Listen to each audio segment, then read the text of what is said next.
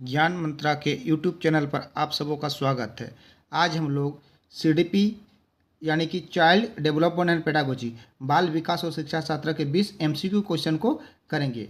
ये जेटेट, सीटेट या कोई भी टेट हो, अन्य शिक्षक भर्ती परीक्षाओं के लिए उपयोगी होंगे। आज का पहला क्वेश्चन है, बाल विकास का अर्थ है। बाल विकास का क्या अर्थ है? शारीरिक वृद्धि, मानसिक व सामाजिक परिवर्तन, अनुभव और सीखने से व्यक्तित्व का निर्माण, केवल शारीरिक वृद्धि। तो देखिए, बाल विकास का अर्थ पूछा गया, तो बाल विकास का अर्थ केवल शारीरिक वृद्धि तो नहीं होगी, शारीरिक वृद्धि भी नहीं होगी, मानसिक व सामाजिक परिवर्तन भी नहीं होगी। इसमें क्या होगा? अनुभव और सीखने से व्यक्तित्व का निर्माण। बाल विकास का सही मायने में अर्थ क्या है? अनुभव और सीखने से व्यक्तित्व का निर्माण। इसके अंतर्गत क्या होता है? बाल विकास में शारीरिक, मानसिक, सामाजिक और भावनात्मक सभी पहलुओं का विकास शामिल होता है। इसलिए इसका सही आंसर हो जाएगा सी, अनुभव और सीखने से व्यक्तित्व का निर्माण। अगला दूसरा प्रश्न है, विकास का सिद्धांत है। विकास का सिद्धांत है, विकास केवल आनुवंशिक है, विकास केवल वातावरण पर निर्भर है, विकास सतत और क्रमिक प्रक्रिया है, विकास असंगत होता है। तो देखिए, विकास असंगत तो नहीं होगा। विकास क्या है? विकास सतत और क्रमिक प्रक्रिया, विकास सतत और क्रमिक प्रक्रिया है। यहाँ पर व्याख्या देख लीजिए, विकास सतत यानी कि कंटिन्यूअस और क्रमिक सीक्वेंशियल होता है, यह किसी अचानक घटना से नहीं होता है। तीसरा प्रश्न पूछा गया है, बाल विकास में प्रथम 5 वर्ष यानी जीवन की शुरुआत के 5 वर्ष क्यों महत्वपूर्ण है? क्या ये खेल का उम्र है? इस समय में बुद्धि के अधिकतम विकास होता है। बच्चा स्कूल जाता है, बच्चा भाषा नहीं सीखता है, भाषा तो सीखता है, भाषा सीखता है बच्चा 5 वर्ष के बाद, स्कूल भी जाता है, लेकिन 5 वर्ष के बाद जाता है, 5 वर्ष में तो नहीं जाता है, खेल की उम्र नहीं। इसका सही उत्तर होगा, इस समय बुद्धि का अधिकतम विकास होता है। व्याख्या में देख लीजिए, 0 से 5 वर्ष के बीच मस्तिष्क का 80% क्षमता का विकास हो जाता है। कितने % क्षमता का विकास हो जाता है? 80% क्षमता का विकास हो जाता है। इसलिए हमारा सही उत्तर हो जाएगा बी नंबर, इस समय में बुद्धि की अधिकतम विकास होता है। चौथा प्रश्न है, पियाजे के अनुसार 2 से 7 वर्ष का बच्चा किस अवस्था में होता है? पहला है संवेदी गत्यात्मक यानी कि सेंसरी मोटर। सेंसरी मोटर किसे कहते हैं? सेंसरी मोटर यानी कि बच्चा क्या करेगा, इस अवधि में देख करके, सुन करके, किसी चीज़ को पकड़ करके दुनिया का अनुभव करते हैं। ये मोटर की अवस्था कब होती है? जन्म से 2 वर्ष यानी कि 0 से 2 साल तक। अगला है पूर्व संक्रियात्मक। अगला क्या है? पूर्व संक्रियात्मक। ये होती है 2 से 60 वर्ष तक, यानी कि सही उत्तर ये होगा। पूर्व संक्रियात्मक अवस्था क्या है? प्री ऑपरेशनल, यानी कि इस अवधि में बच्चा क्या करता है? कल्पना करता है। बच्चा क्या करता है? कल्पना करता है। और बच्चा भाषा सीखता है। इस अवधि में क्या करता है बच्चा? भाषा सीखता है, लैंग्वेज सीखता है। फिर क्या करता है बच्चा? प्रतीक और चिन्हों को देख करके उसका प्रयोग करता है। प्रतीक और चिन्ह को देख करके उसका क्या करता है? यूज करता है। तो हमारा पूछा गया, पियाजे के अनुसार 2 से 7 वर्ष का बच्चा किस अवस्था में रहता है? तो 2 से 7 वर्ष का बच्चा पूर्व संक्रियात्मक अवस्था में रहता है। इसी में ऑप्शन सी में दिएगा ठोस संक्रियात्मक अवस्था यानी कि कॉन्क्रीट ऑपरेशनल। तो ये अवधि होता है आपका 7 से 11 साल का। जीन पियाजे का विकास का ये तीसरा चरण में आता है। तो ठोस संक्रियात्मक अवस्था में बच्चा क्या करता है? बच्चा इस अवस्था में तार्किक रूप से सोचना शुरू कर देता है। बच्चा इस अवस्था में क्या करना शुरू कर देता है? तार्किक रूप से सोचना शुरू कर देता है, और खास करके ठोस मूर्त वस्तुओं की स्थिति के बारे में चर्चा करता है। ठोस मूर्त वस्तुओं के बारे में चर्चा करता है।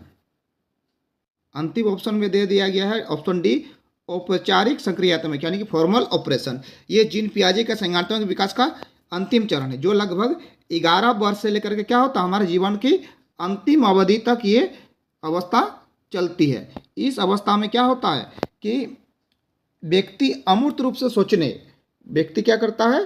अमूर्त रूप से सोचने, अमूर्त रूप से सोचने, काल्पनिक परिदृश्यों पर विचार करने, काल्पनिक परिदृश्यों पर विचार करने और अधिक तार्किक रूप से तर्क करने की क्षमता को विकसित करता है। तो इसलिए हमारा जो क्वेश्चन दिया गया है, क्वेश्चन क्या दिया गया है कि प्याजे के अनुसार 2 से 7 वर्ष की बच्चा किस अवस्था में रहता है। तो हमारा ये सेंसरी मोटर कब रहेगा, जन्म से 2 वर्ष तक, 0 से 2 ईयर्स तक, और 2 से 7 वर्ष तक और रहता है पूर्व सक्रियात्मक अवस्था। इसलिए इसका सही उत्तर हो जाएगा ऑप्शन नंबर बी। 5वां क्वेश्चन दिया गया है, निकटवर्ती विकास क्षेत्र जेडपीडी का सिद्धांत किसने दिया था। पियाजे, विगोत्स्की, कोहलबर्ग, थाइनाडिक। तो इसका सही उत्तर हो जाएगा, किसने दिया था, विगोत्स्की ने दिया था। देखिए व्याख्या, विगोत्स्की के अनुसार बच्चा किसी वयस्क या योग्य साथी का मदद से बेहतर सीखते हैं। एक दूसरे का मदद करके क्या करते हैं हम लोग, बेहतर सीखते हैं। 6वां क्वेश्चन है, सहपाठी अधिगम यानी कि पीयर लर्निंग किस सिद्धांत पर आधारित है। ऑप्शन ए अनुकरण, ऑप्शन बी सहयोगात्मक अधिगम, ऑप्शन सी प्रबलन, ऑप्शन डी अभ्यास। तो हम लोग क्या के बारे में क्वेश्चन है, पीयर लर्निंग, पीयर यानी कि एक दूसरे का सहयोग से। तो इसका आंसर हो जाएगा option B, peer learning. Peer learning में बच्चे आपस में मिलकर सीखते हैं, यह सहयोगात्मक अधिगम है। यह क्या है, सहयोगात्मक अधिगम है। अगला 7वां प्रश्न है, कोहलबर्ग के अनुसार बच्चा नैतिक विकास कब शुरू करता है। देखिए नैतिक विकास का सिद्धांत किसने दिया था, कोहलबर्ग साहब ने दिया था। संज्ञानात्मक विकास का सिद्धांत दिया था जीन पियाजे ने। एक प्रश्न आप याद रखिएगा, संज्ञानात्मक विकास मतलब जीन पियाजे और नैतिक विकास मतलब कौन होगा, कोहलबर्ग ने। तो यहाँ क्वेश्चन हमारा पूछा गया है कि कोहलबर्ग के अनुसार बच्चा नैतिक विकास कब शुरू करता है, जन्म से, 2 वर्ष से, 4 से 5 वर्ष से, 7 या 8 वर्ष से। तो इसका सही उत्तर हो जाएगा 4 से 5 वर्ष से। नैतिक विकास किसे कहेंगे, सबसे पहले ये हम लोग जान लेते हैं। नैतिक विकास क्या होता है, व्यक्तिगत परिणामों पर ध्यान केंद्रित करता है। जैसे एक बच्चा सजा से बचने के लिए नियमों का पालन करता है और धीरे धीरे वयस्कों के लिए उच्च स्तरीय सोच में विकसित करती है। तो इसका सही उत्तर हो जाएगा हमारा 4 से 5 वर्ष से। व्याख्या में क्या, 4 से 5 वर्ष की उम्र में बच्चे सही गलत की समझ विकसित करना शुरू कर देते हैं। 8वां प्रश्न है, बाल केंद्रित शिक्षा चाइल्ड सेंटर्ड एजुकेशन का मुख्य उद्देश्य है। शिक्षक केंद्रित शिक्षा, पाठ्यपुस्तक केंद्रित शिक्षा, विद्यार्थियों की रुचि और क्षमता के अनुसार शिक्षा, परीक्षा केंद्रित शिक्षा। तो देखिए हमें क्या करना है, बच्चा का ओवरऑल डेवलपमेंट करना। बच्चे का क्या करना है, ओवरऑल डेवलपमेंट यानी कि बच्चों का सर्वांगीण विकास। तो केवल शिक्षक केंद्रित शिक्षा में बच्चों का सर्वांगीण विकास संभव नहीं है।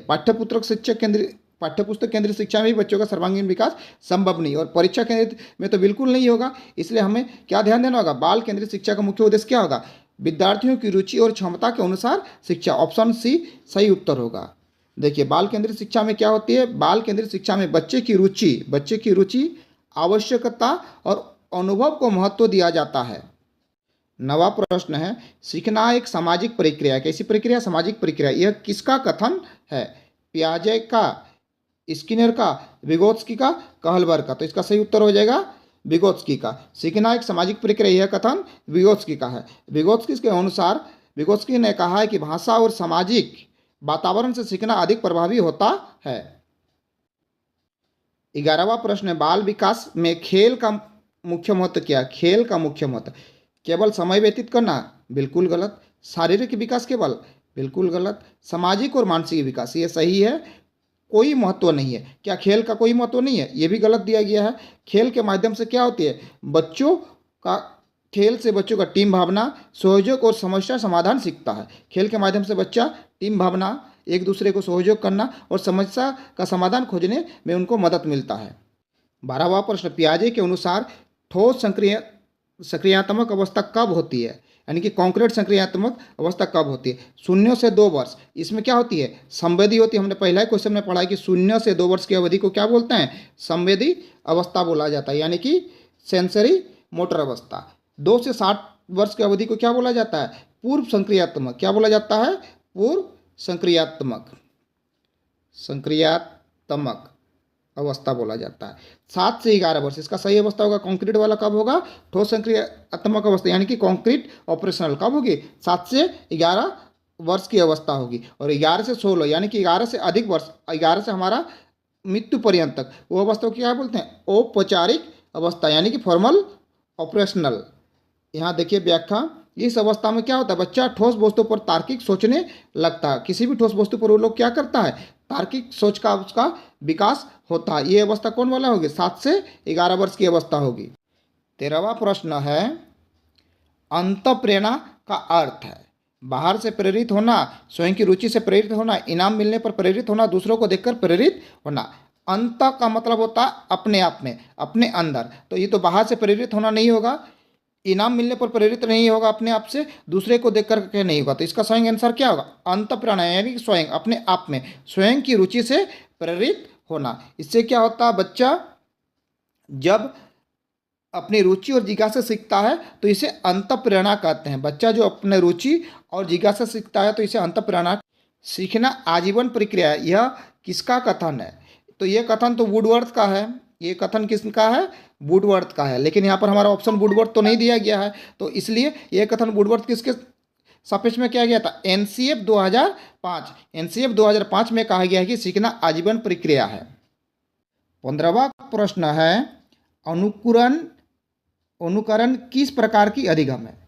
अनुकरण का मतलब होता है नकल करना, देख करके उसका नकल करना। तो ये क्या होगा? प्रत्यक्ष अधिगम। इसका सही उत्तर हो जाएगा प्रत्यक्ष अधिगम। अब प्रत्यक्ष में तो अनुकरण नहीं होगा, किसी का नकल करना, प्रयोग आधारित भी नहीं होगा, भाषा अधिगम भी नहीं होगा। तो इसका आंसर हो जाएगा अनुकरण क्या है? प्रत्यक्ष अधिगम है। जब बच्चा अपने माता पिता, शिक्षक या बड़े लोगों की क्रिया को नकल करता है तो उसे क्या करेंगे? अनुकरण शिक्षा करें। बच्चों की रुचि और योग्यता को पहचानने के लिए कौन सा साधन सबसे उपयुक्त है? मौखिक परीक्षा, प्रश्न पत्र, व्याख्यान। ये क्या होगा? सतत अवलोकन, CCE। हम सब जानते हैं विद्यालय में क्या होता है? कॉन्टिन्यूस एंड कॉम्प्रिहेंसिव एवोल्यूशन, यानी कि बच्चा का निरंतर अवलोकन होता है, जिससे बच्चों का रुचि और योग्यता को पहचानने में हमें क्या मिलती है? मदद मिलती है।